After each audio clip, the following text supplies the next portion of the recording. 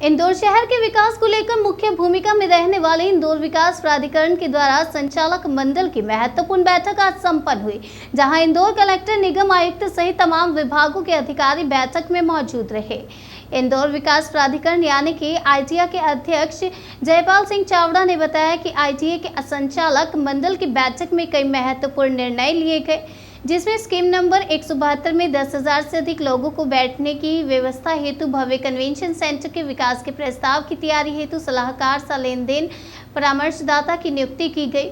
वहीं योजना क्रमांक 94 सेक्टर F में निर्माणाधीन अंतर्राष्ट्रीय स्विमिंग पूल के संचालन, संधारण व प्रबंधन कार्य हेतु एजेंसी भी नियुक्त की जा चुकी है।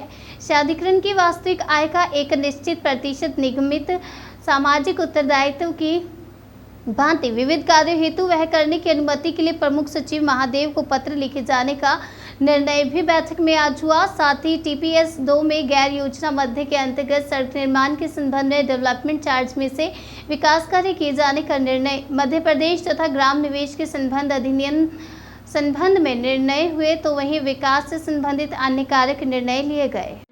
किन प्रमुख प्रस्तावों पर चर्चा की गई? एक तो मैं आप सब लोगों को, इंदौर शहर की जनता को, सारे जनप्रतिनिधियों को और प्रशासन के अधिकारियों को बधाई देना चाहता हूं कि इंदौर को फिर से एक बार और प्रथम स्थान प्राप्त करने का सौभाग्य मिला है। उसके लिए आप सभी को बहुत बहुत बधाई और शुभकामनाएं। निश्चित ही ये जो स्मार्ट सिटी में हम जो प्रथम आए हैं, उसमें सब लोगों को मिलकर जो मेहनत की है उसका परिणाम है। आज इंदौर विकास प्राधिकरण की यह बोर्ड की बैठक थी।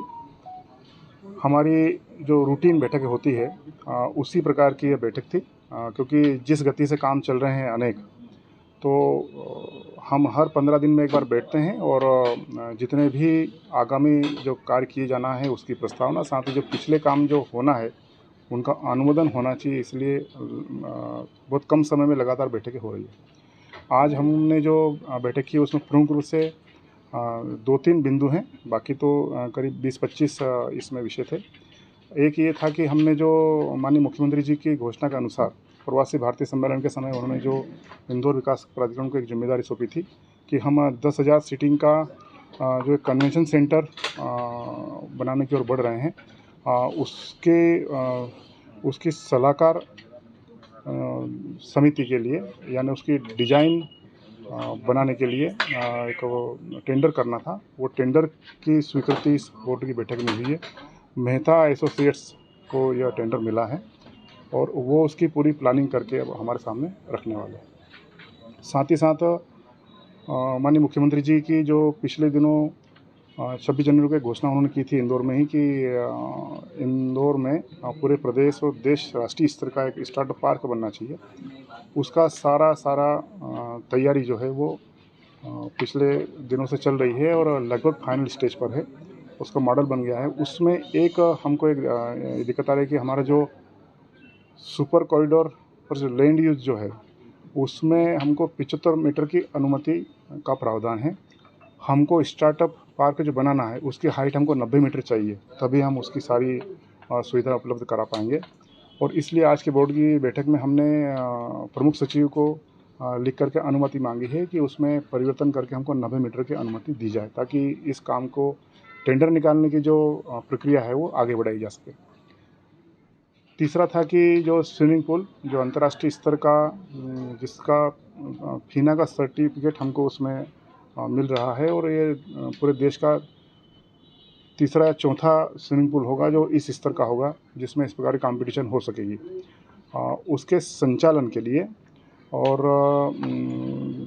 देवी स्विमिंग इंस्टीट्यूट गुरुग्राम, इसको ये मिला है। उसके 2 टेंडर आए थे, एक भोपाल का था, वो भी वहाँ स्विमिंग पूल संचालित करते हैं, और ये जो मैंने बताया कि देवी स्विमिंग इंस्टीट्यूट गुरुग्राम, ये वहाँ ताल कटोरा जो स्टेडियम उसको संचालित करने वाली कंपनी है, उसको संचालन के लिए आज के बोर्ड के प्रस्ताव में दिया गया है।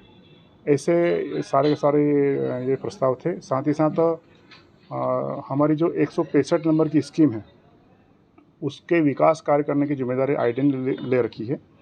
यानी वो स्कीम तो समाप्त हो गई है, किंतु उसमें उस समय बात हुई थी कि इसके मास्टर प्लान की सड़कें वो आईडी बनाएगा और उसके बदले में वहाँ से बेटरमेंट चार्ज लेगा। तो बेटरमेंट चार्ज लगभग हमारे पास 6 करोड़ रुपए के लगभग आईडी में उस काम को करने के लिए उपलब्ध है। तो वहाँ के जो है जनप्रतिनिधि है, उनका जो आवेदन आया था, उस आवेदन के आधार पर वहाँ की कुछ सड़कों की मंजूरी का बोर्ड में प्रस्ताव हुआ है। वो काम भी शीघ्र हम चालू करने वाले हैं। ऐसे अनेक इसमें स्कीम 171 को लेकर के स्कीम 171 को डी नोटिफाई करने की बात आई थी। तो पिछले दिनों प्रमुख सचिव जो परसों यहाँ पर आए थे, उन्होंने ये कहा है कि एक अपील आप हमको करिए, क्योंकि इस प्रकार की स्कीमें जिसमें 10% से कम खर्च हुआ हो और 25 वर्ष जिनको हो गए हो, उससे आगे यदि आईडी ने काम नहीं किया है, और उसके लिए हमने एक 2017 में एक नियम लाए थे जिसमें 6 महीने के लिए अनुमति दी गई थी।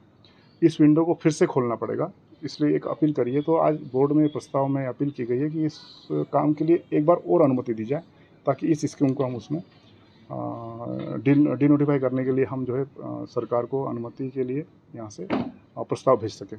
एक प्रस्ताव उसमें आया है।